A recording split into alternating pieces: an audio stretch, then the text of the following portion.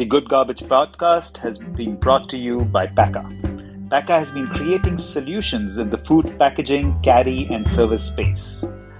Pakka utilizes sugarcane residue and upcycles it into amazing products. Their latest offering is a compostable, flexible packaging solution for the chocolate and confectionery industry. The products are available in the Indian subcontinent and in North America now. Pakka is also building an end-to-end solutions for customers in the food service and delivery space. For any query, do email at connect@pakka.com, and Pakka is Pakka.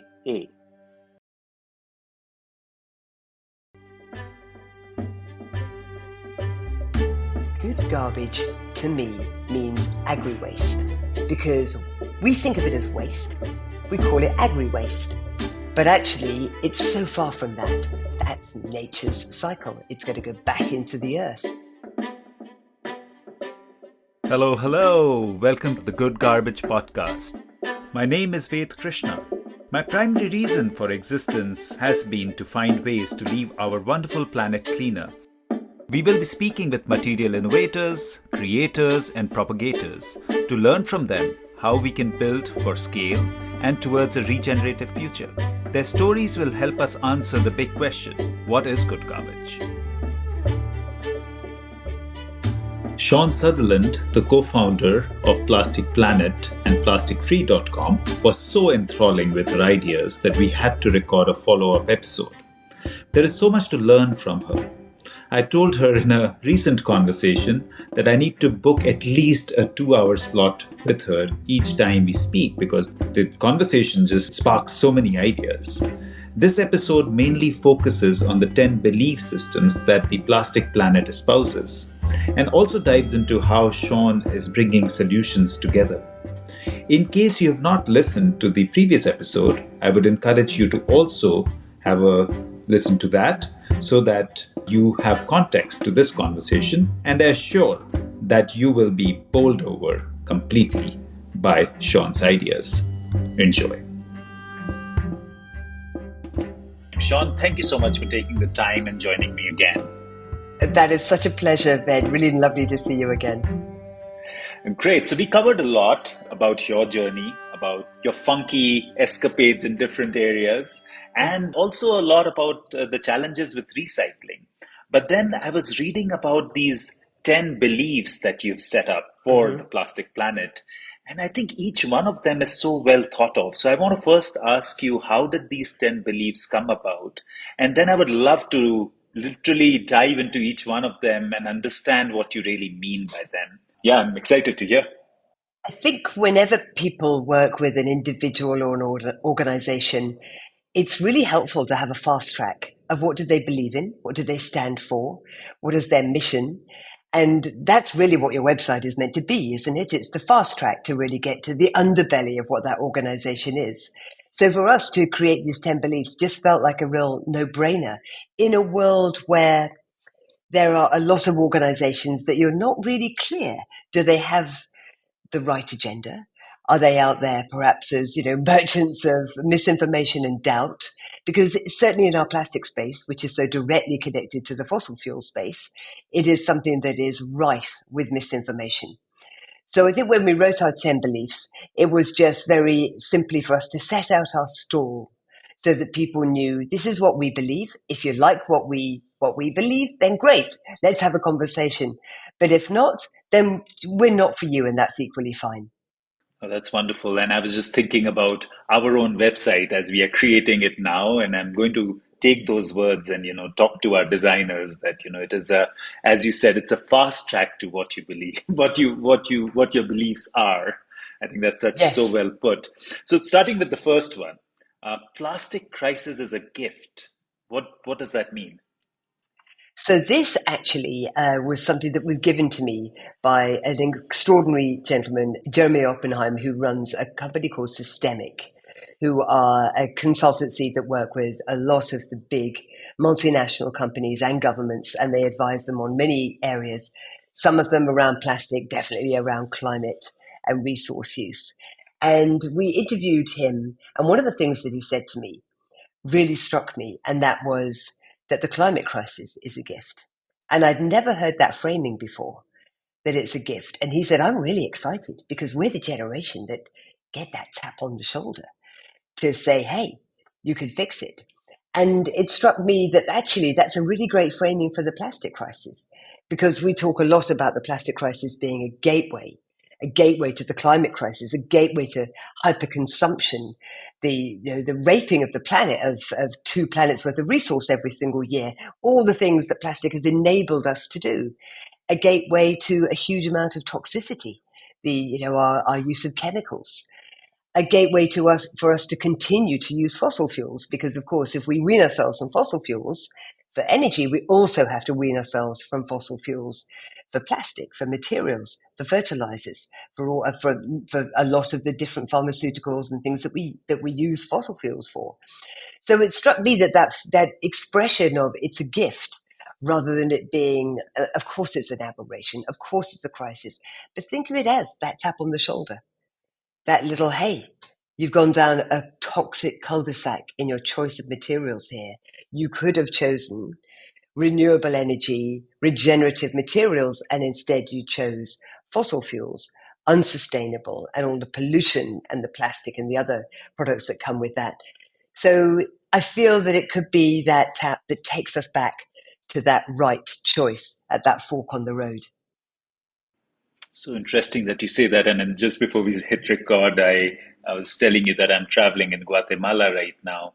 And you're so right in some ways, because when you cross these towns, you constantly see this litter and this garbage.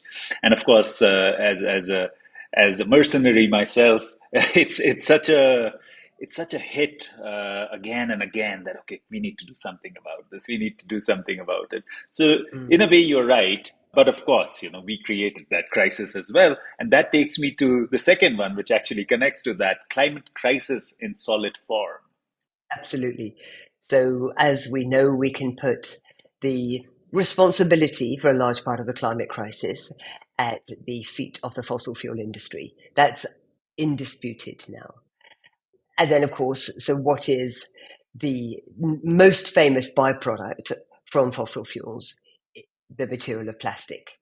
So it is the climate crisis in solid form for us, because number one, it's made out of fossil fuels. 99% of all plastic is made directly from fossil fuels, but it's also the impact that it has. So it's the origins of where it comes from, the toxicity that fuel is pulled out of the ground, the toxicity that is created, greenhouse gases and chemicals in the manufacture of the material itself, the devastation that causes, and the fact it never has an end of life.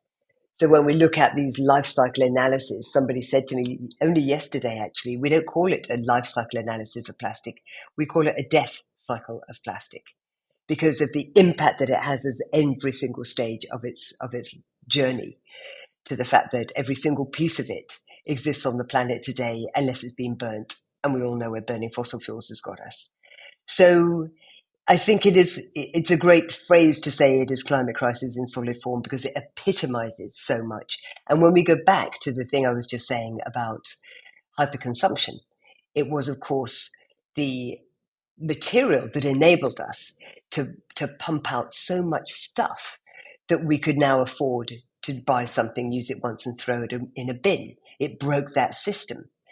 So our levels of hyperconsumption, our levels of fast fashion, ultra fast fashion, even things like ultra processed food, so many of these things that are a massive part of the climate crisis because of the resource, the pollutants that they use, and the devastation that they cause at every single level, being depletive and exploitative and pollutive, all of those things. Without the invention of plastic, we would be living in a very different way. So it is so much more than a material. Very interesting. And I think that connects to your third one. Plastic broke the system. Exactly. I've pretty much covered that. So that system for me, that it feels like that we've normalized waste, that we think it's convenience at any price is worth it. For us to be able to use something once and chuck it in the bin and never think about it again is worth the price of the fact that we now know what happens and there is no way. And it is only in very recent years, in the last 50, 60 years, that that system has been broken. I don't know about you, but when I grew up, we had a family of 6 at home. We had one bin, big old rusty metal bin. We would drag that out into the street. Didn't even have a bin bag. Nobody had bin bags then. You just had the bin. That was your container. It would be half full every single week. And now my sons have left home, and I live in a London apartment with my husband, and we fill a bin, largely the recycling bin, pretty much every 2 days. That says so much to me of plastic has broken that system of take from nature, make, repair, reuse, share, rent, all the things that we've talked about already, to take, make, and throw it away. And that's the system that we need to go back to, but not in a way that is harking back to the 50s. I wasn't even born then, by the way, but I don't want to go back. I want to go forward. What I get excited about is, what could retail look like in the future? So for me, looking into the future of how we're going to shop, what is the system of how we're going to shop? What is the system for how we dispose of everything? How can things be designed with not their first life in mind, but their second, third, fourth, fifth, forever life? How can we rethink how we make stuff at the very conception stage, rather than the designer receiving a brief saying, it's a liquid, it's 300 mil, we need a plastic bottle or something similar. You can use a recycled polymer. The creative industry have got no real input into the nascent beginnings of a brand or a product. And that's where we need them to be, because we need them to be designing for their second, third, fourth, fifth, forever life of the composition of materials that they are putting out onto the market. And people need to have responsibility for that. I think as a brand, if you have responsibility for not just the first life of the entire thing you put out, not just the product that you have to have product liability for, but the packaging that surrounds it, the impact of all of these things. If you had to think about it second, third, fourth, fifth, forever life, I think you'd really think differently about how you conceived it in the first place. So yesterday, I have two girls who are traveling with me, 15 and 8, and they of course want to go and explore shopping. And we found this store called Mega Pakka, which was supposed to be this. I think we knew that it was like a second-hand clothes store, and we always want to encourage, pre-loved materials rather than buying new. So we took them there, Absolutely. and Sean, it was crazy. Exactly what you were talking about. This was fundamentally clothes coming from US, have been worn, all, I would say, 99% based on polyester, and of course not in great condition. But the size of the store, I was stunned. The number of clothes just stacked on top of each Yes. other. So that's the and shoes and all of that. And of course not all of them are going to get consumed. So where does that go? And we've seen the Chilean desert, and they had a Yes. fashion show there recently with all the Yes. piles of That was rubbish, extraordinary, wasn't it? With extraordinary. that backdrop, I thought that was really Exactly. powerful. Kudos to that designer for doing that. I thought that was Yeah. really good. And you're right. And you look at Ghana. One village in Ghana receives 15 million pieces of donated clothing that we don't want, so we give it away in the name of charity every single week. 40% of them are considered waste. They don't even make it to any kind of market. They're considered waste and they're burnt. And as you say, the majority of them are plastic. So it's another export of our waste. It really is. Yeah, it's crazy. I didn't know what to make of it. But and the next one is plastic is not on the periodic table. And I love it also because I'm so inspired by nature normally and nature's methodology for packaging. And I find Yes. that nature uses such a small part of the periodic table and then, still creates these amazing packaging products. But of course, let's expand on that one too. So today, actually, I did an interview with the incredible Luke Haverholz. And Luke Haverholz is the founder of NFW. If anybody wants to check them out, nfw.earth. So he is a chemistry professor. He's an inventor.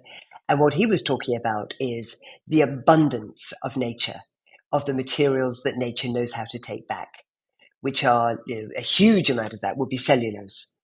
And cellulose, as we know, that's what we make paper from. It's what we can make so many things from. But if we could learn how to work with the nutrients that nature gives us in that way, that would be the total game changer. Without toxifying it with chemicals, keep it in that nutrient status, everything that we talked about of that true circle of nature. I've completely forgotten what your question was. It's not on the periodic table. I've got it. I've got it. So yeah, because it's so ubiquitous, this amazing but toxic, indestructible material, it's so prevalent in our lives. Paint on the wall, the varnish on this table, the many of the components in the computer that we're speaking on now. It's everywhere. That it's, I think the second biggest user of plastic is not fashion, which you would expect. It's actually the built environment. The number one is packaging, number two is the built environment, and number three is the textile industry. So it just shows you the scale of plastic that there is within our buildings as well. And it's so prevalent that it's easy for us to think, well, it's a material in its own right. And that's why we put that belief out there of it is not on the periodic table. It is a mixture of chemicals. Many of them are toxic to humans and every living thing on the planet. So we need to stop thinking of it as a primary material in itself. No, it's some polymers with a load of chemical source added. And that's where the problems really start. And that's amazing. And I never conceived that the built environment is higher than clothes. But now that you say it, it makes sense because, lots of our even furniture these days is all compressed, kind of some polymer in it. And are Yeah. you also considering like the bitumenized roads in that built environment? Because bitumen is all Yes. poly as well. Yeah, That's absolutely. huge. Tires, of course. We have. Yeah. I haven't included tires in that, but of course tires, and we know that the shedding from tires, the micro granules that come off tires, are hugely toxic for us. Again, that's about chemicals. It's about plastics. It's all the things that we make that we believe we cannot live without. And I don't think that we have to live without. I think we need the imperative to rethink, to reimagine, reinvent. I think the human race is extraordinary. We just have not been given the mandate, the imperative that we need to do it and we need to do it fast. And of course, the money. We need to switch the funding. We are still subsidizing fossil fuels at the rate of 7 trillion. Why do we not take that 7 trillion and reinvent the materials industry? Reinvent, restore the food industry that we really, if you look at our relationship with materials and our relationship with fashion, our relationship with food, all of these systems are broken. We need to take that money and we need to invest it into innovation to give us human-based, human-centric, and nature-centric solutions. Absolutely, I couldn't agree more. And I do have a follow-up question, but I'm not going to I'm not going to digress. This is my promise to myself. But I'll come back to that question. I have it noted on the side in terms of the fund flow side of it. And I love the next one as well. Why is there a bin? And I also love it because whenever somebody asks me what my final question is going to be to you, what is good garbage? I feel that there should be no garbage as such. And it should be ideally a single bin that is all getting upcycled into compost. So that's an ideal state from my perspective. But I would love to hear yours on why is there a bin? This really came from a journalist calling me and saying that Rishi Sunak, who was our prime minister at the time, let's say, who knows when this is going to go out, that he had come out saying, by the way, we're not going to enforce this regulation that we have to have 6 or 7 bins in every kitchen for you to segregate your recycling. And so the journalist rang to say, what do you think about this? 6 or 7 bins. I mean, who's got room? We live in small flats and apartments. Who's got room for 6 or 7 bins? And we've got a cost of living crisis. So who can possibly afford to go out and buy all these bins? And I had to say, I think you're asking the wrong question. I think the question we should really be asking ourselves is not how many bins are the right number of bins for us to have in our kitchen. It's why is there a bin at all? Because why do we think the human race is the only species on the planet that has the right to create waste? when there is no other species on the planet that creates waste. And that's when I talk about how we've normalized it. We don't even question. How many bins do we need? Like, is it 2? Is it 3? Do we have to segregate our glass and our metal? It's just, no. Why is anything being thrown away when it has taken so much resource to take it from the natural environment in the first place, to make something out of it, the energy that is used for that, to then chuck it away? How crazy is that? So I really understand when people say we need to reframe waste as resource. We shouldn't call it waste anymore. We should call it resource. But the way that our systems are built today, there's nobody that is going to look in most bins and say, ooh, check out all that resource in there, because it's contaminated with food, it's broken, it's designed for single use. So we will never consider waste or something at the end of our personal useful life for it. We will never consider it anything other than waste unless it's been designed differently at the beginning. And that's when I look at things like returnable systems. And how great would it be that we had a returnable packaging system? So that bin in your kitchen is a returnable bin, same collection system, but it goes back into an umbrella system where it is washed and reused and redistributed to the brands that use it. And we have standardized packaging across competitive brands and retailers, because that for me has to be the nirvana, because then you are reusing something many, many times. Every industry is using common componentry. Look at the aluminium can. Imagine you designed the aluminium can slightly differently and it was labeled, and you simply had a system where you could wash it, relabel, refill it, label it, and sell it again. It is slightly crazy, this obsession with the fact that we can only use something once and it has to go in a bin and therefore into a recycling system, particularly with plastic, one that doesn't exist. But even with metal and glass and paper, isn't it crazy that we think in such a single-use way now? So that's my pushback really, is why is there any bin other than something which is perhaps a returnable bin? It's so profound. I think you're saying that, we are the only species that thinks like that. And also, I Mm. struggle with this myself at work, because I think our minds have become all about end of use treatment. And that's really, it's a misnomer, because ultimately, ideally, you want to treat it as close to the source as possible, or Hmm. not have to treat it at all, like you were saying, kind of Yeah, just go wash reuse, and have something and design something for perpetuity. But the challenge that is there, and you and I both know it, and probably it's there in one of your beliefs as well, is the consumerism, right? If it's industries, how do we sell more? Because that more yeah. comes through fast fashion and packaging and all of that. So it's that desire for more that creates that virtuous, not virtuous actually, the cycle that just carries on and on. And I think your next one is also so linked in a way, disconnected and linked, which is save our soil. Because again, like, we come from this belief that all packaging must be upcycled into soil, into compost. But the challenge is exactly more complex, because what about land use? Are people really using the compost? Is there a market for compost? Is there an economic value? Is there somebody who will take it? Because that part is also governed by the NPKs and the fertilizers and the pesticides that are not organic, and of course that's harming our land. But let's Hmm. click on this one, the save our soil, and how does that connect into the system as well? We need to remember that 90% of our food comes from our soil, this vital top 6-inch layer that covers most of our land. And we have been at war with our soil for many, many years, with our monoculture crops, with our overuse of pesticides and herbicides, and our fertilizer systems, all of these things. And let's drill back and think, and where do they derive from? Largely fossil fuels again.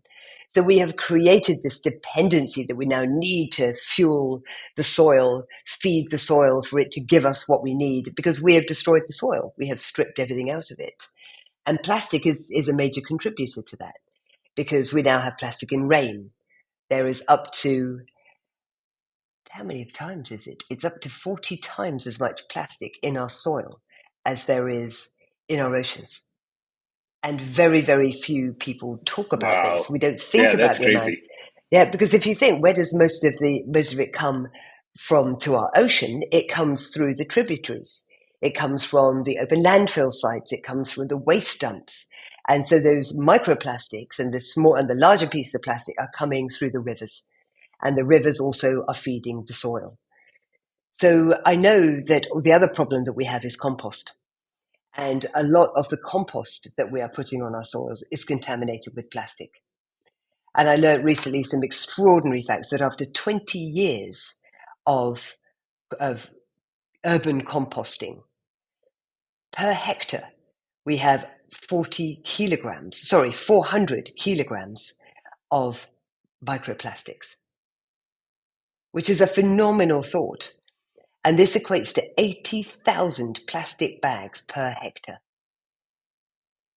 And Wow, those are crazy this is numbers. crazy numbers. And we are deliberately, and so these are microscopic because these are invisible to the human eye. And they are coming through the fact that we are putting silage, we're putting animal silage. And of course, the animals are eating microplastics, they're breathing microplastics, they're all the way through their gut. So there's plastic in the silage that we're then using as fertilizer. So it's an extraordinarily big problem, the microplastic in the soil, that will be impacting the life of that soil.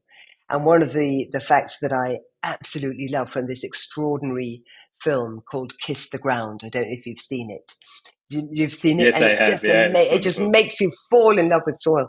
But that one statement of in this handful of soil, there are more microbes and more life than humans have ever inhabited planet Earth in one handful of soil. And now our soil is going from soil to dirt to dust because we are taking all the life out of it. And we have to have that life because if we need soil that can take the climate crisis floods and the droughts, then we have to invest in the soil right now. Because when the rains come, you have seen those baked earths and the water just runs off. It doesn't penetrate the soil. It's too hard. So we have to have healthy, fertile soil. Otherwise, that is 90% of our food systems gone. Yeah, and it's amazing how little we realize because so many of us are living in the urban world where we don't even know where the food is coming from. And again, watching an economy like India again, which is kind of just growing at such a pace, I am amazed at what development means. As soon as you hear the phrase, "Oh, this place is getting developed," Mm-hmm. it breaks my heart because what it really means is it's getting more malls, more Yeah. buildings, more cinemas, more urban roads and large apartment buildings. And I don't know where the tipping point is because I keep thinking it's going to come now because all this area is being taken by farmland, from farmland. We are degrading soil, so there's lesser production. We are taking away farmland and building what we call development. And Mm-hmm. we are expecting that the food security will be just there in perpetuity. So I don't know when that tipping point is because, of course, we measure things in our life kind of spans, which is a very, very short kind of blink of an eye in terms of the Mm-hmm. planet. But I just keep thinking, and it kind of my heart sinks thinking, what are we doing? Why are we not thinking well enough for the future? And just building and building and building. And in my lifetime, I've at least seen the city that I grew up in probably grow three times and take away that much land from farms and no real good regulation being there. So I'm just waiting. When is that tipping point going to come when we realize that we can't keep doing that in perpetuity? And that actually takes me it connects really well to take less from nature. So would love to Yes. hear from you more about that and any comments on what my rant was as well. I completely agree with you. And we're seeing this mass urbanization, the sprawl of the city and the concreting of everything. And we all know the problems of concrete. It's exciting to see some of these buildings now being made out of wood again, and to see us introducing more natural materials, which is really important because just the amount of plastic within our environment in our cities is phenomenal. But I read somewhere that actually the air pollution often is worse in your apartment than on the city street because of the amount of persistent chemicals, the PCPs that you have, the fire retardants on your furniture, the microplastics that are shedding everywhere, all of these things, which is a horrible thought, isn't it? That we think we're in our own little sanctuary. And actually, it's not a sanctuary at all. It's one of the most polluted spaces that we could be in. So taking less from nature is so inevitable. We believe that we can have infinite growth on a planet of finite resources. There is one planet, one ocean. It regenerates itself. Unbelievably, it regenerates itself. But at the moment, we are taking 1.7 planets worth of resource every single year. So we are literally taking the resources that our children are entitled to. We're taking those resources from their future. We're making stuff with them today and selling them in the name of GDP, in the name of profit. And this is when we come back to the whole thing of consumerism. And this is not necessarily about we need to make less stuff. We just need to make stuff differently. And then surely, if we still want to sell things, of course, we still want economy and we want growth. But imagine if instead of buying something to get that dopamine hit and feel good, I did something. I had an experience. I had an adventure. I went to see a beautiful film. I mean, those are the things for me that feed my soul a lot more than buying yet another fast fashion outfit. Being with people, community, eating together, all of those things. Imagine if we spent our money in that way rather than buying more stuff. And imagine if then industry answered that by saying, so we're going to create more extraordinary experiences. We're going, tourism, let's decarbonize aviation so that we can travel and we can experience each other's communities and cultures and therefore have more empathy. Even that, we need to travel in a different way. So I think there's so much opportunity, which means we could take less from nature because we're making less stuff, but we could experience even more. And that's the exciting thing, that we always think this is about less. This is about degrowth. This is about economies tanking because we have built our economies on making things. Let's build our economies on making experiences. Wouldn't that be extraordinary? Absolutely. And this reminded me, I had a big grin as you were saying that, because my wife, early on, as our kids were really young, she said, we are not going to have presents for birthdays. Well, we are going to have presents for birthdays, but you're going to choose your adventure. That's your present. So it's Yes. so interesting now that our oldest is 21. I find that, she has such richness in her life because, Mm. one birthday she went scuba diving and then skiing and then hiking and then climbing and then bouldering and then, and then the next one did hers and the third one did hers. And I think they are so enriched and they have such great experiences. I wouldn't even remember what somebody gave me on my birthday 5 years back, right? But they remember those Exactly. things, and Yeah. they became one. Yeah, it's It's amazing, so right? important. I've done Yeah. exactly the same. So my sons, when my youngest was 21, I said, you're going to have three experiences.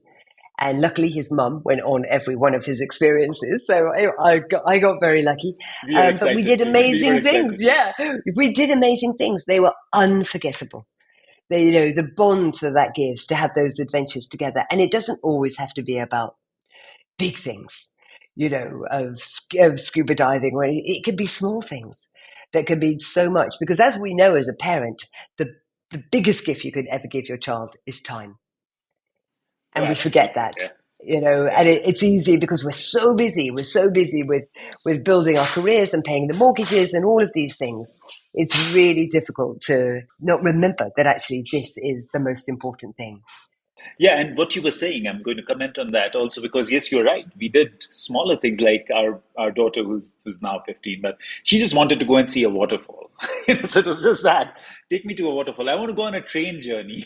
So it was one of those. It could be small, Yeah. big, but yeah, but there's so much of gathering of experiences, and I'm so thankful to my wife for that too.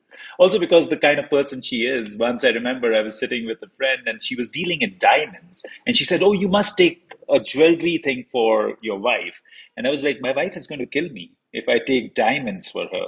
She said, "What? No, every woman loves diamonds." I was like, she was an activist against blood diamonds. She's definitely Ah, throwing me out of the house. So she said, "No, no, no." And then she said, "Okay, if she doesn't like diamonds, what is the thing that you can take her which is of value, material value, and she'll not refuse?" So I thought about it and I said, "Plane tickets. She'll never refuse travel." She'll not even think about it. She'll be like, "Okay, love let's go." that. So, so yeah, these experiences count so much. And of Mhm. course, the next one, which you say pro business scalable global solutions, and we're going to talk more about it as we go ahead. But let me ask you on this belief as well. What do you think? What is your thinking behind this one? You'll not be surprised to hear that as an entrepreneur, I believe in the power of business. And that's why A Plastic Planet has always been very focused on working with industry. So, bringing solutions to industry, but also pressuring them to do the right thing, calling them out when they do the right thing, but then also calling them out when they do the wrong thing. And then governments. But the reality is that our governments think in very, very short 4-year terms maximum. As soon as they're voted in, they're thinking about how they can stay in. And so our policies are popularist, short-termist policies. And it has not served us well as humanity, this system of government. I'm trying to think, I believe it's China has a 100-year plan. That's what we need. Every country needs to have a 100-year plan, that we all understand what it's going to be. We understand where future generations, what they're going to be born into. We understand what those goals are and the metrics of success in that 100-year plan. But no, we think in 3 or 4 year terms, and it cannot work when you're talking about some of the extraordinary changes that we need to see.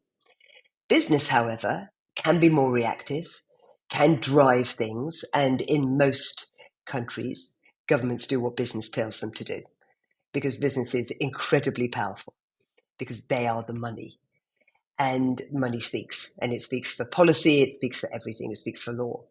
So that's why we say that we have to work with industry, and we have to empower them with solutions. I think everybody is fundamentally born good, even if you're running a big pollutive, exploitative company. I don't think you feel very good about going home and telling your kids what you did that day. And you might drink the corporate Kool-Aid and you might tell yourself it's all fine. But I think in your heart of hearts, now we all know what we know, the situation that we're in right now, at this narrowing window that we have to take action against climate. I think people feel very responsible with what they do at work. So we need to tap into those hearts for those people within industry. And the thing about global scale is, of course, there's these wonderful little startups who are doing extraordinary things, but they are not going to move the dial. We have to work with the big guys. We have to work with the big polluters, the people that can actually create new systems that then everybody can adopt, that can collaborate with the other huge multinationals so that we can make dramatic change happen, not just these little incremental. It's very, very difficult for these big corporations to move. They are wedded to the current systems, to the current reporting systems, to the hierarchy of responsibility, right the way up to the stakeholders, to the shareholders, to the fact that most companies are wedded to fossil fuels still. So it's very difficult to take those Titanics and not just move them out of the way of the iceberg, but pick them up and put them in an entirely different ocean. So the small guys, for me, not only are incredible at showing that things can work, that solutions are out there, that they can be profitable, but also I would imagine that they are the way that the big guys are going to shift through acquisition, through perhaps letting the systems that they currently have naturally wind down, and then through acquisition wind up and really pump a lot of investment into the companies that they know will be part of the future. And thankfully, they seem to be doing that. A lot of the companies that we talked to today are exploring exactly what you're saying. But as you were speaking, a couple of incidences came to my mind. We were setting up. We were going to start setting up a factory in Guatemala, and the CEO here came and said, "No, "You don't need to really purchase land. We can just lease it, and it's much cheaper. You don't have to put in that kind of capex." I said, "Sure, if they lease it Hmm. for 500 years, that's fine." He was like, 500 years? They'll lease it for 20 or 30. I said, we are not setting up something for 20 or 30 years. It's a minimum of 500. So if you I can love get that. that, then we talk. Otherwise, there is no conversation. You buy the land otherwise, and then you set it up according to how you want. And the other one, which came to my mind as you were talking about bigger organization, is that there's a huge challenge for them because of the scale as well in terms of their consumption. We were working with Unilever and with the small sachets, and they needed just to replace that one shampoo sachet, they needed 16,000 tons. And that's a huge challenge for them. How does one shift till they don't have a scale? You Mm. can't like kind of shift in part. So that was a challenge, and we are still working on that, and hopefully getting a solution to them at that scale. But that's the reverse kind of challenge they face. And when we are introducing products, you're so right. It's so much easier to work with nimble, smaller companies and get the Hmm. product out there, and then that becomes visible to a larger company, and then they shift. Which is what we are noticing as we are moving towards shifting, say, flexible packaging materials. That go for the smaller ones. Don't even engage too deeply with the larger ones, because there's going to be a 2-3 year kind of testing cycle, and that Yeah. you have to produce and sell. So go for those, and then eventually the bigger ones are going to start shifting along the line. And of course, the last one, and of course, so important, is the legislation and taxation to create innovation. And I think we talked Hmm. about it in the last recording, where I saw that just a rumor of plastic ban build Hmm. this huge momentum towards innovation. And as soon as Yes. that rumor was gone, everybody went back to Yeah. usual. So Yeah. so this is such a huge one, and love to hear your thoughts on that. So we're speaking in a very interesting year because, of course, this is the year that we should have a UN Global Plastics Treaty in place. Let's see if that happens by the end of the year. It is a rare moment, I think, for the world to come together in the way that we did for things like CFCs or other. I'm thinking about things like asbestos, where we all agreed that we could come together and we could fix some of these problems. The plastic problem, as we know, is vast because it is everywhere and it's within every single industry at a very, very deep level in every country. And then we have the waste issue and the fact that we're never ever going to be able to clean up the oceans. What we have to do is dramatically accelerate laws and bans, because it is only when we ban something, just as you were saying, as soon as you start talking about a plastic bag ban, suddenly there's a huge amount of money goes into innovation. But you cannot expect industry to move from their current systems without certainty, because they are so terrified of doing the wrong thing, of adopting perhaps the slightly less bad material that is not going to be the final one. They're not allowed the funds for the level of innovation. We have to remember, it's to create a new material can cost $100 million. If you are talking about a material that is going to be used at extraordinary scale, so let's say trillions of bottles, can you imagine the billions that have gone into innovating the PET bottle to be this incredibly high performing bottle that it is today? That didn't just happen. That has been decades of extraordinary levels of investment. It's the same with everything within plastic. It has had so much money pumped into it.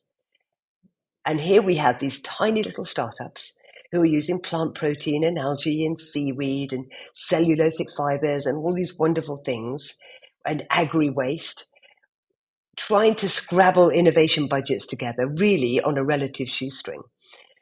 Without laws, we don't give business certainty and the innovation won't happen because the funds won't move. And we need to move the money in a much, much bigger way. And that's only going to happen when law falls into place.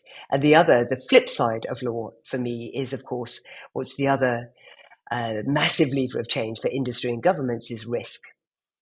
And when you look at the impact on human health, the impact on the life of every single creature on planet Earth with the toxic material of plastic, and the potential impending lawsuits around ecocide, around the fact that so many people can no longer conceive a child. When you think about the scale of risk that companies that continue to use plastic as their default material, that's another incredible use of law. We need those lawsuits to happen. Oh, absolutely. And give us a little more insight into, of course, the global plastic treaty that is going to happen in Korea. What are your expectations? And you sit on so many of these tables, and what are the opposing forces like? Because, in the end, it's a balance, and there's a whole side of lobbying of, self-interest and different kind of Yes. perspectives. And how do you see that balancing out? Is it just about my voice against yours? How do you see this ideal scenario being created and the governments acting in kind of alignment with what we would consider to be the right direction? It's an incredibly interesting process to witness.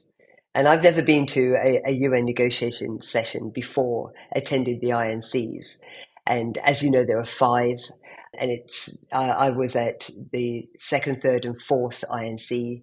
So in Paris, Nairobi, and then Ottawa. And then, as you mentioned, the final one is meant to be in Busan in South Korea at the beginning of December this year. And that is meant to be where we have the final treaty wording, and we have as close to unanimous agreement for that as possible. But just to witness how these things work is really extraordinary. To witness the amount of fossil fuel lobbying that is absolutely shamefully blatant. In Ottawa, there was 193, I think, fossil fuel lobbyists in the negotiating chambers themselves. There was massive hoardings and campaigns and digital screens and bus sides and big vans driving around at the hotels where every poster was promoting plastic by saying, these plastics are vital to stop food waste. These plastics are vital to give refugees water. Really tugging at all those kind of emotional heartstrings, because we can deliver water to refugees in a different way. We can protect food in a different way. But it was propaganda like I've never seen before, really extraordinary.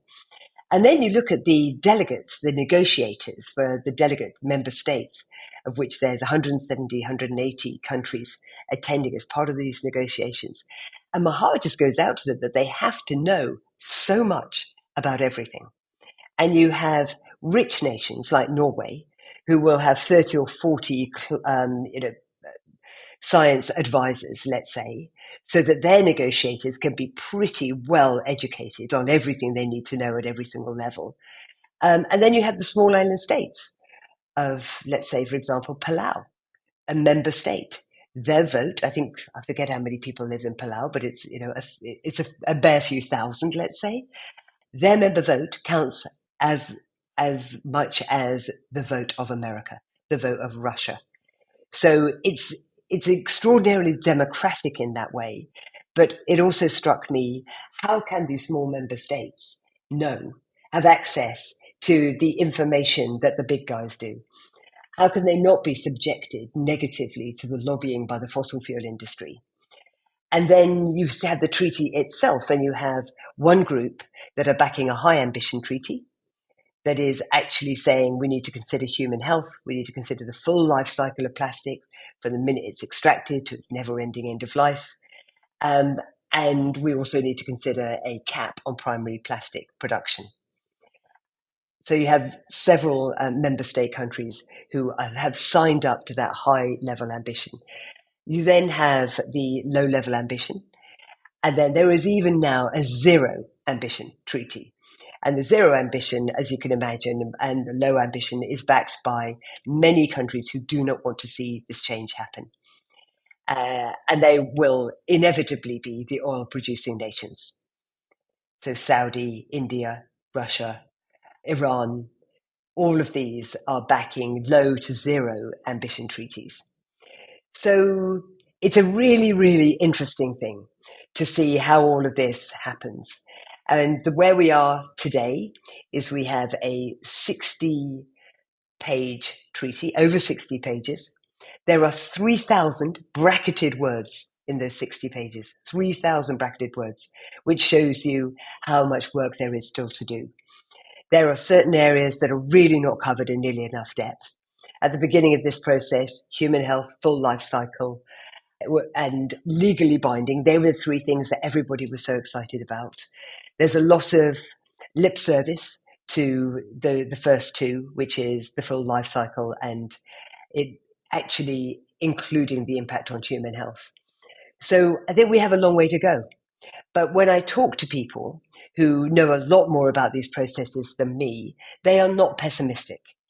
They believe that where we have got to, it's extraordinary that we've got this far, that we are in record time trying to put a treaty together. It took 5 years for the Paris Agreement. And the problem, of course, with the Paris Agreement, as we can see now, is that it wasn't legally binding. The difference with this treaty is it will be legally binding. It also doesn't need every single member state to agree, which you normally need for any kind of UN treaty. So it's now been agreed that perhaps it can be less than 100%, because there will always be member states, perhaps Saudi, who do not want to see any kind of plastic treaty in place, and they will vote against it, whatever. So I think we're in a really interesting space with all of these people coming together. Our role is that we bring the health scientists to ensure that the impact on human health is absolutely heard by all negotiators, policymakers, the people that are attending there, the brands, because of course brands are also coming, the Unilevers of the world, they attend, the Mars, all these big consumer brands, because they are going to be very impacted. So they also want their voice to be heard. So it's an extraordinary process to witness. I hope that we will have something that we can all be proud of at the end of it. There are many people, including the US government, who have said to me already, you will not see the things that you want to see in the final treaty. But we need to celebrate it whatever, because it's a beginning, not an end, which saddens me because that sounds like a very defeatist attitude by the biggest economy in the world. And we need America to step up and really show leadership here. I So can't that's even my imagine. snapshot, really. Yeah, I know. I can't even imagine how complex it is to, bring so many different stakeholders, point of views, and belief systems as well. Like I guess you may be right what you said earlier. There is an understanding that everybody has. It's just that they have their vested interests to look after, and I can't even imagine what and how does it actually reach a conclusion. What do you think of the argument that I hear many times with developing economies, that you guys have done, or the developed economies have had this luxury of having used all this fuel and coal and all of that, and now you're asking us while we are developing to not use it. I kind of find it two-sided. Why not leapfrog? One is that belief, and Exactly. the other is that like, okay, if they've used it, two wrongs don't make a right. And how do you see Mm-hmm. that? How does it feel for you, and how does it sit for you? I'm very struck by the people that are going to be impacted by the climate crisis and are currently impacted by the plastic crisis, are the ones that didn't cause it. And we should all carry that guilt, that responsibility, and be vocal about it and talk about it, because I think the small island developing states, particularly the large parts of the global south, are going to be extremely damaged by what we have done, by the northern hemisphere, the rich West, and we need to make reparation for that. And it was interesting to me, actually, at the last INC in Ottawa, that there are representatives there from the waste picking organizations of India and Africa. They're all there, Indonesia, which is really good because, of course, they have to be there. And it was the first time that I'd heard the waste pickers talk about reparation, and reparation for the illnesses, for the sickness that has been wreaked upon the people that live on the rubbish dumps that are picking our waste. And so I thought that was a really interesting evolution, really, in the narrative, that this is no longer about just transition. That's been the phrase that everybody talks about. What jobs are the waste pickers going to do? And in fact, now what we should be talking about is how can we make it up to them? How can we, repay them for what they have already done? So I think that's a really good and interesting evolution in the narrative. And it's absolutely right that reparation is due, not just in the plastic crisis, obviously in the entire climate crisis. But what you've just said, Ben, I believe is absolutely right. We need to leapfrog. Don't make the mistakes that we have made.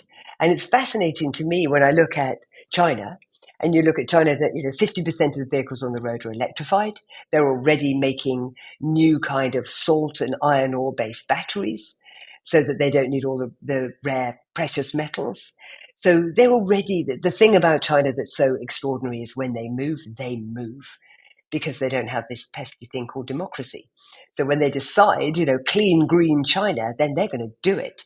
And so I take great hope, to be honest, in the fact that we have huge economic entities like that who are leapfrogging from the Cultural Revolution and almost leapfrogging a large part of the Industrial Revolution that we have been part of to this technological revolution. And hopefully they will also embrace the natural revolution because that's really where we need to get to. And learn from the mistakes that we've made. And we all used to idolize the US. Everything American, it was everything American was better for us, bigger, brighter, just more interesting on every single level. And I hope that we've learned that that was not really true, and that we could learn a lot from the extremities that you see in America, the uprising of the far right, the discord, the drug, the opioid crisis over there, the mental health crisis. And, we are not immune in Europe in any way, that we have our fair share of that. But it is at such an endemic, extraordinary level in the US. And we have to ask ourselves, where has this stemmed from? When did it begin? All of these addictions to buying, to consuming, our relationships with food, our mental health crisis, our loneliness. I think we can tie it very closely to the climate crisis because these things are not happening at the same time at a pure coincidence. These things are happening because we have lost connection with our place in the natural world, and we need to get that back. So I hope that as these new economies, as they thrive in a much healthier way than the previous economies. Absolutely. And obesity, And the kind of obesity. personal damage we are doing. I keep saying that, you don't actually have to take care of the Earth's health. You just take care of your health. Earth will be fine. You'll consume less processed food. You'll kind of Yeah, go more natural, be nearer to the source, don't eat all the time. And if you do all of that, the Earth is going to be fine if you take care of your own health. And it also kind of reminded me of my very, very dear friend, Lian Hoa, who believes that 100 years back, all our rivers were drinkable. So she has this whole hmm, movement called drinkable rivers. And I think she's done a walk in England as well with the Thames. I joined her on a walk when she was doing River Mass, where she would walk from the source to the end and talk to kids along the way, do experiments with them, show them what is in the water, talk to the local mayors, etc. And what was very interesting, it was totally baffling for me. What she found in huge quantities, Sean, was antidepressants in the water. Imagine that, river water. It was like literally because so much of it goes with our liquids that are thrown from the body and it yeah, ends up in the river. It was amazing the amount of antidepressants we are taking in, right? And that was a yeah. shock to me. But, I bet, but and I bet the other thing please, must be please. antibiotics, and obviously the Sure. contraceptive pill. Yep. So Yeah, that is estrogen. another thing. Yeah. Yeah, I know we have gone crazy with chemicals, and we can have chemicals for good, and chemicals save us, but they also really harm us, and the devastation we've wreaked on nature through chemicals, the forever chemicals, all the things that we know is really shocking. Yeah, I would have never imagined that you would find chemicals in the river which were so profound. And every beaker, every test tube that she filled, it was there. Yeah, So it was amazing for me to see it firsthand, just walking and testing with her. The other one, which I find really, really challenging, is that we can make all the laws that we want, and it is going to impact innovation, and there's going to be progress, but implementation and execution of those laws, especially when I see economies where the law enforcement is relatively weak, and it is also corrupt many times. And how Hmm. do you see that? Because you can make all the laws, you can have a global plastic treaty, and then the nations can be like, oh, Yeah, bugger it. We are not going to bother exactly. too much with it. There are vested interests again, and we can ban the plastic, but then every shop is still has plastic. So how do you see that? How do you see implementation changing over time? It's a really difficult one, isn't it? Because you're right, we bring in a treaty, and who's going to police it? One of the things that I'm very passionate about is that we actually create a global law for ecocide. That if you damage nature, if you destroy nature, then you have to be culpable for that because the impact on everything else. But who's going to police that? And what is it going to be? Is it a prisonable offence? Is it a finable offence? Because we know how fines work with big business now, that you build it in as a cost of business. So it's a really great question of how are we going to police these laws, which really takes you back to, is it a carrot or a stick? Or is it the fact that we need to reconnect with ourselves on a much, much deeper level? We need to remember what it is to be human. And if we could remember what it is to be human, then perhaps these things wouldn't be needed. If we could reconnect with nature, if we could heal that broken bond between ourselves and the natural world, recognize our place in the natural world as one species of many, that it's not there as a treasure chest for us to plunder, to destroy other species at our own whim, then if we could get to that place, if we could remember that we are not born evil, we are not born filled with greed and avarice, and we are only motivated by transactional behaviors where we benefit and it's all about money, that would be an extraordinary thing. And I learned recently that when a baby is born, you have two instincts. You have love and you have fear. And it's almost like the world at the moment is being run on fear. You see it in the US, you see it in parts of Europe, the elections that are happening right now. People are fearful of other people coming into their countries, terrified of immigration taking our jobs. You look in America, let's build a wall with Mexico. You can't take our guns, you can't take our rights away. All of these things, and everything is put out there through fear. That's how we are ruled. Imagine if we could flip that switch from fear to love. That's got to be the goal. And if I had one mission in life, it would be, how can we build a movement? All the good work that you're doing, that everybody that you interview, so many great people, we're all building a bridge to a different future. What if we could all come together? And we're still doing all our different actions because these are all the different doors, the different trap doors to get to that different future. But we all came together as this one great big mother motorway that demanded that we need to change the rhetoric, that we need to stop this disinformation that this is the only way that humans can be, that trickle down economics is the solution, because let's look at the proof. Trickle down economics has stopped at that 1%. It has not worked. And too much power is held in the hands of too few. Too much money is held in the hands of too few. And there is no equality in the world. And people will never feel content and happy if there is not more equality in the world. So we need to flip that switch from fear to love. I couldn't agree more, and that's so beautifully put. And the other one, which is interesting that you mentioned it, habit change. How does that happen at scale? And kind of it connects with what you were talking about. And how should that public discourse change? And it connects well with what we were talking about earlier in terms of policymakers. End of the day, most of the countries that are democratic, the politicians are driven by the fact that what are their constituents going to vote for in the end.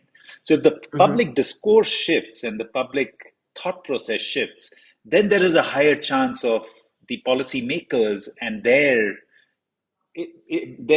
actions shifting. So how do you see that habit change happen at scale? We're not talking about 5% and 10%. How do we go beyond 30, 40, 50% people wanting and actively looking towards their own actions? How do you see that happening in the future? Apparently, you only need 14% of people to all adopt an action to get a tipping point. So we think that you need a majority to get that tipping point, but apparently you don't. Apparently it's far fewer. And I don't know if we can, one of the projects that I've been loosely involved in this year has been with the Vatican. And Pope Francis brought a number of people together, including 30 Nobel laureates last year, to talk about this new fraternity community. So he's created a foundation which is really a declaration of fraternity. How can humans all act as one in a very different way because we are one? And this year, he got everybody together some 2 months ago in the Vatican to talk about what does it mean to be human. So to redefine the human code. And I found this really interesting to see that you've got somebody like Pope Francis, and whatever your opinion is of the Catholic Church, I think people are pretty unanimous that this is a very unusual Pope, and he does very unusual things, and he washes the feet of the refugees from Syria, on the Greek island shores, and I think he's a very different kind of Pope. And so I was fascinated to see who is going to be that leader. And could it be all the religious leaders of the world coming together to lead us out of this? Because I don't see it could ever be a politician or somebody who leads industry. Or, could it be somebody from the general public that rises up, that 14% decide we've had enough? We don't want to live like this anymore. We want to get back to the real human values that we intrinsically know are how we're meant to live, in harmony with each other and in harmony with nature, flipping from fear to love. And I think we live in a very interesting time right now where the crisis that is happening right now with climate, and some scientists are saying it's happening so much faster than we ever imagined it could. Only last week, I heard one of the climate scientists saying that it's 5 years. So we knew that this was a decade where we had to make dramatic action. So I guess we shouldn't be surprised to hear 5 years, because 2030 was always an absolute goal for us. So how bad does it have to get for that movement to come forward? And who is going to lead that movement, I think is a really interesting thought. And could it be the religious leaders of the world to put aside their differences and say the fundamental similarities between the religions are so much stronger, really, than the differences? Because we all, I think, believe in some kind of a higher power, and we all believe in the power of love. And if we could just focus on that as the unifying thing, then how do we love every single thing that lives on the planet, including our neighbor?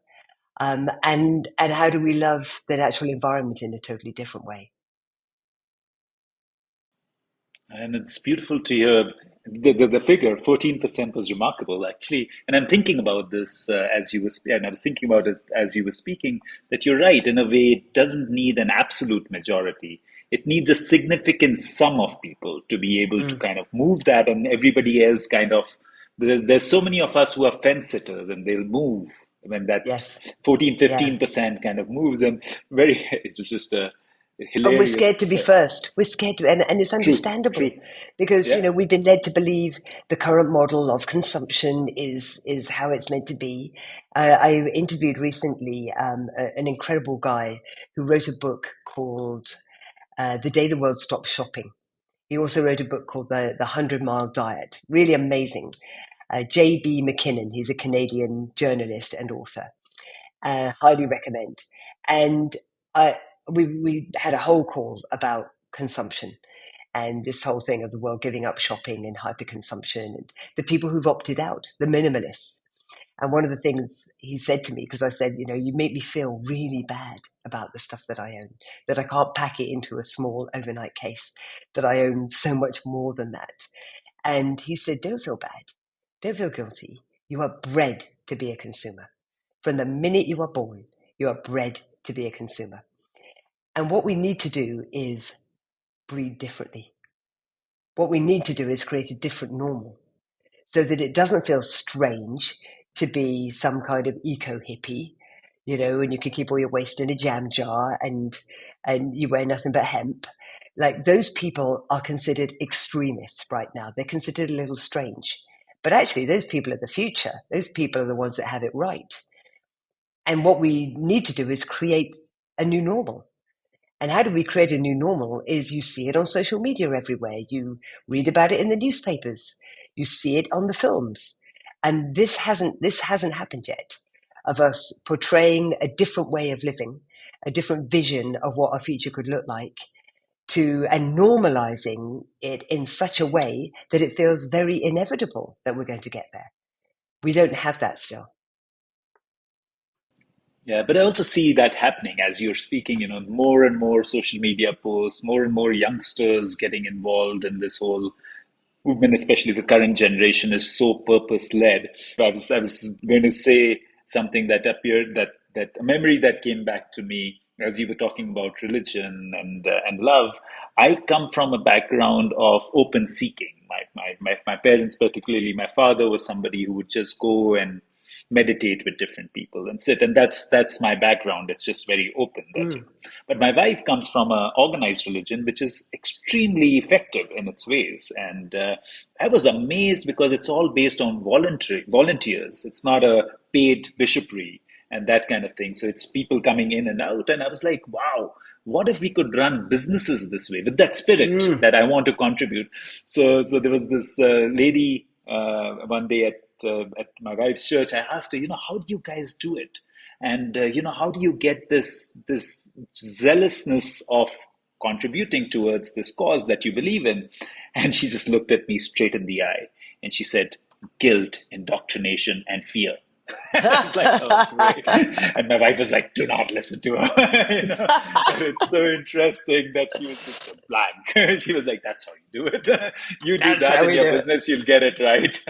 Okay. Yeah. I know I'm aware of the time, and I have again so many questions, but I'm going to narrow it down so that I let this conversation go to a close and hopefully catch you again in the future. But talk to me about, when we look at, you were talking about funding earlier.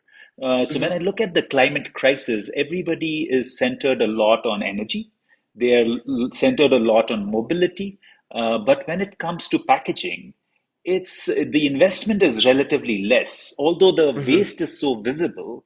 But the whole idea that it's all about carbon, and carbon is more from the Hmm. energy and from mobility. So we're going to focus on that, and that's where the money is going to go.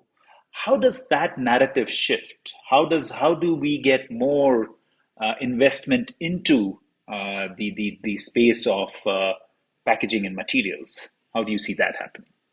It's going to have to come down to regulation, I'm afraid. So again, we come back to laws and policies, fiscal motivations. So that's going to be more, I would imagine, national action plans versus it being just the Global Plastics Treaty.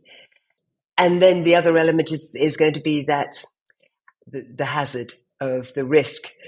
If you don't change, then you are actually culpable as a shareholder, as a director of the company, for the impact of the material that you are pumping out. And it's interesting, you're right, that there's so much focus on mobility, on obviously the food systems, which is another massive contributor to greenhouse gas emissions, and on heat, energy.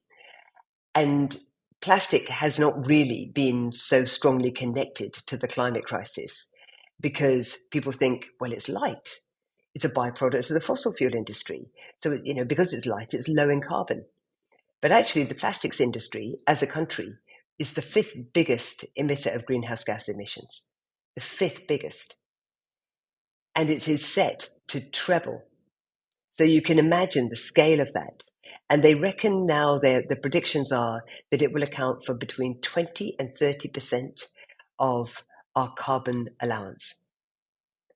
So if you look at that, then you realize, it's just crazy for us not to put a lot more effort into innovating new materials. Yeah, and I hope the regulation will create an impetus also for the financiers and the funders to invest more in the directions of materials as well. And so there are two aspects of once we invest. One is, how are you seeing scale? Are there ideas that you're very excited about? Especially as you build plasticfree.com and you bring in Hmm. more solutions, are you seeing certain directions that are going to be able to build that 100,000 tons and above kind of scale, which is what is needed in order to really find replacements. And then the second part is that we've already created this huge dump of material. And how does that go away eventually? Does that find its own solution? How do you see that, these huge garbage dumps? So again, repeating my two parts. One is scale. How Mm. are you excited about certain materials, or how do you see the industry creating scale? And the second Hmm. is, there's already that dump, and how does that go away? We've got to remember that nature fixed the scale problem a long time ago. There is more cellulose in plant matter lying on the floor of, lying everywhere on planet Earth. There is more in a day than a decade of materials that we have pumped out. So when we talk about abundance, we simply need to look to nature. And it's how we take those materials, how we bake them, mold them, shape them into something useful for us, and make sure that we can give them back as things that are non-toxic. So I think the abundance of raw materials is plentiful. It is out there. We just now need to know how to convert it safely into something that is useful for us, because we're simply borrowing it from nature. We're giving it back. It will all go back there eventually in some form. So we have to think of it as we're borrowing it and making sure that we give it back in a way that nature knows how to take it back. And when you're talking about scale within some of the materials that we're seeing, some of them are scaling faster than others. Some of them have huge opportunity to scale. Seaweed, obviously, is one that people talk about a lot. But I also know that it's very difficult for these smaller companies to raise the funds. So they spend, I would say, 70% of their time not developing innovation in materials, but looking for money.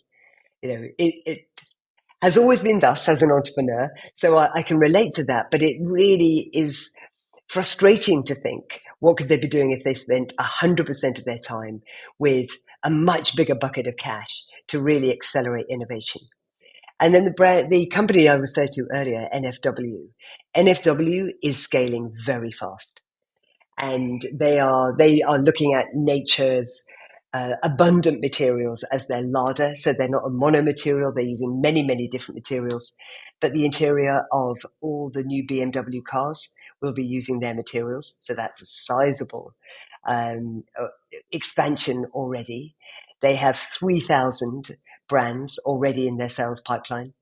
What they need is significant capital injection so that they can ramp up, and again, this is where it comes down to we need to move the money,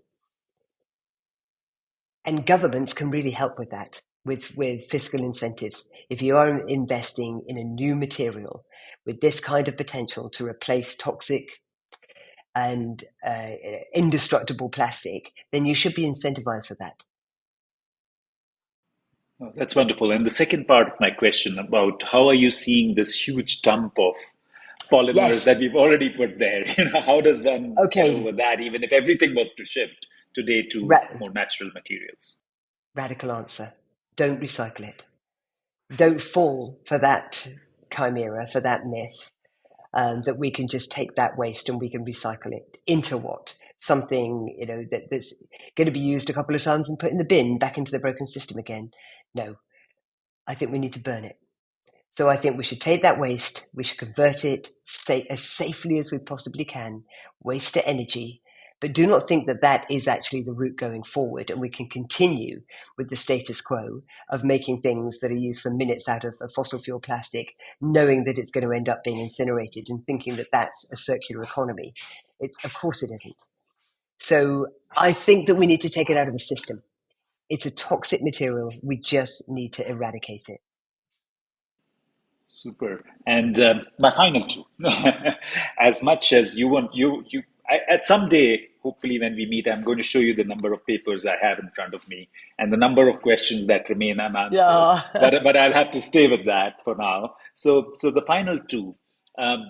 You're doing such amazing work. And if you look at the horizon, say maybe 5 to 10 years of Sean Sutherland's and Plastic Free and the Plastic Planet's effort, what is an ideal state? Say 10 years down. Let's not take a 5 year. 5 year is too short. So 10 years down, what is your ideal state that you would like to see the situation and your contribution to feel like for you? What does that look like for you?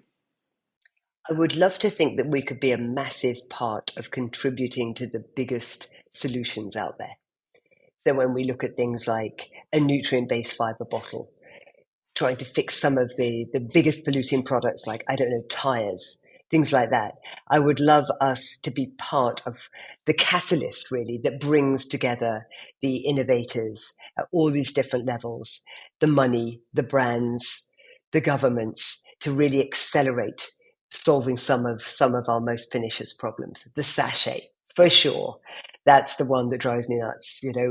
I forget the number. I think it's something like we produce enough tiny little plastic sachets every single year that can go 16 times to the moon and back. Where do we think they all go? So like yourselves, we've been very involved in flexible packaging solutions. So I love the idea of working on those. I would love to also think that we have used the gateway of plastic to really communicate more about the climate crisis in a much bigger way.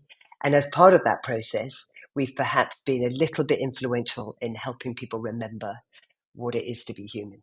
Because all of these things are connected. Just like Mother Nature, all of these things are connected. None of them can be treated in silos. So I think if we could be part of bringing all of these things together and accelerating solutions and a different mindset, then that would be something I could be incredibly proud of. More power to you and the work you're doing. My final question, what does good garbage mean to you? Good garbage, to me, means agri-waste. So good garbage would be the waste matter when we have taken the crops for the food that we need and the matter that is left on the ground. That's good garbage because we think of it as waste. We call it agri-waste. But actually, it's so far from that. That's nature's cycle. It's going to go back into the earth. But I also love the idea that that's the material that we could borrow and we could make something useful for ourselves and then make sure that it goes back to nature in a really safe, non-toxic way. So good garbage is about agricultural waste. That's wonderful. Thank you so much, Sean. These have been such illuminating conversations for me. I've come out of them much richer and in my understanding, and also the belief that what we are doing is so important. And thank you for the work you're doing and the effort that you're putting in, and the purity of your intent is just visible all through. So thank you so much for joining me on these conversations. I know that I've taken a lot of time of yours, but this could have continued for another 10 hours and we wouldn't be done. So thank you so much for the work you're doing. I feel so sorry for the listener. On and on and on. And another thing.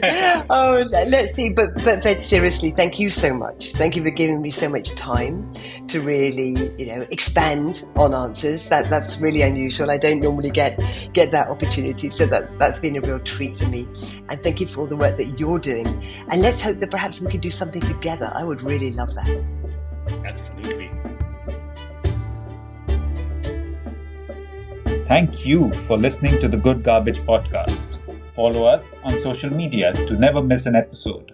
Links are in the description below. I'm your host, Ved Krishna. See you next time.